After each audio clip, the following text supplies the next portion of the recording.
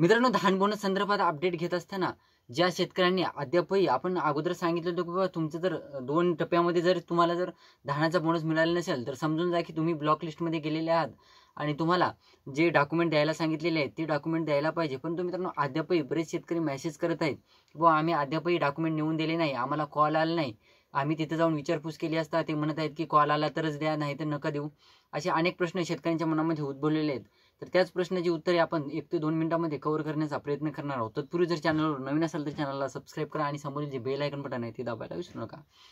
तर नमस्कार मित्रांनो, मी राज सुरेतर, स्वागत आहे कृषीमान यूट्यूब चॅनलमध्ये. मित्रांनो, एकंदरीत बघायचं झालं तर धानाचा बोनस हा एकंदरीत बघायचं झालं तर 2 टप्प्यामध्ये वाटप झालेला आहे. परंतु 2 टप्प्यामध्ये वाटप झालेला असताना सुद्धा जे शेतकरी ब्लॉक लिस्टमध्ये म्हणजेच वनपट्ट्यामध्ये वगैरे आलेले आहेत तर त्या शेतकऱ्यांना त्यांचे बॅकग्राऊंड व्हॉइसला इग्नोर मारा. तर त्या शेतकऱ्यांना डॉक्युमेंट वगैरे त्यांचं व्हेरिफिकेशन परत एकदा होणार आहे असं आपण अगोदरच्या व्हिडिओमध्ये सांगितलं होतं.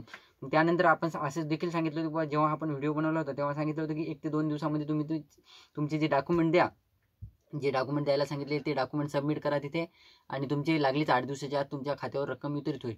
तर मित्रांनो, बऱ्याच जिल्ह्यातील म्हणजे भंडारा, गोंदिया, बऱ्याच जिल्ह्यातील शेतकऱ्यांचे आपल्याला मेसेज आले की भाऊ आम्ही डॉक्युमेंट दिले, 2च दिवसात आमच्या खात्यावर ही रक्कम वितरित झालेली आहे. म्हणजे चांगले ज्या शेतकऱ्यांनी वेळेवर डॉक्युमेंट दिले तिथे सबमिट केले त्या शेतकऱ्यांना 2 ते 3 दिवसामध्ये त्यांच्या खात्यावर ह्या रक्कम वितरित झालेल्या आहेत. परंतु मित्रांनो, ज्या शेतकऱ्यांनी उशीर केला आहे त्या शेतकऱ्यांनी सुद्धा काळजी करायची काही नाही.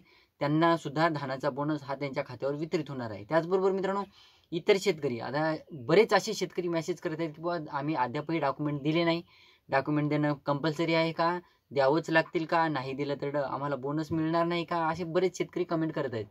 तर मित्रांनो, तुम्हाला व्हेरिफिकेशनसाठी ब्लॉक लिस्टमध्ये जर तुम्ही गेलेले असाल तर तुम्हाला व्हेरिफिकेशनसाठी डॉक्युमेंट देणं कंपल्सरी आहे. तुम्हाला तुमचे डॉक्युमेंट द्यावेच लागणार आहेत. म्हणजे एकंदरीत तुमचे आधार, आपण जे सांगितलं होतं 7/12 होल्डिंग, आधार कार्ड, बँक पासबुक वगैरे, तुमचे जे DBT वगैरे आहे की नाही ते सुद्धा तुम्हाला चेक करून घ्यायचं आहे. म्हणजे हलगर्जीपणा करायचा नाही मित्रांनो. जर तुम्हाला धानाचा बोनस पाहिजे, एकंदरीत बघायचं झालं मित्रांनो, तुमच्या गडचिरोली, भंडारा, गोंदिया या जिल्ह्यामध्ये पीक विम्याचा जे वाटपाचा जे चान्स असतो तो कमी प्रमाणात असतो. तुम्हाला धानाच्या बोनसवरच डिपेंड जास्त राहावं लागत असतं. त्या कारणास्तव तुम्हाला जर बोनस पाहिजे असेल तर तुम्ही ज्या गोष्टी करायला सांगितलेल्या आहेत त्या गोष्टी करणं भाग आहे. म्हणजे तुमच्या खात्यावर तरच तुमच्या धानाचा बोनस वितरित होणार आहे. काळजी करण्यासारखं काही नाही. जर तुम्ही हलगर्जीपणा करसाल, निष्काळजीपणा करसाल आणि तुम्हाला वाटत असेल की बाबा नाही दिलं तरी चालेल, धानाचा बोनस येऊनच जाईल, तर नाही मित्रांनो, तुम्हाला तुमचे डॉक्युमेंट सबमिट करायचे आहेत.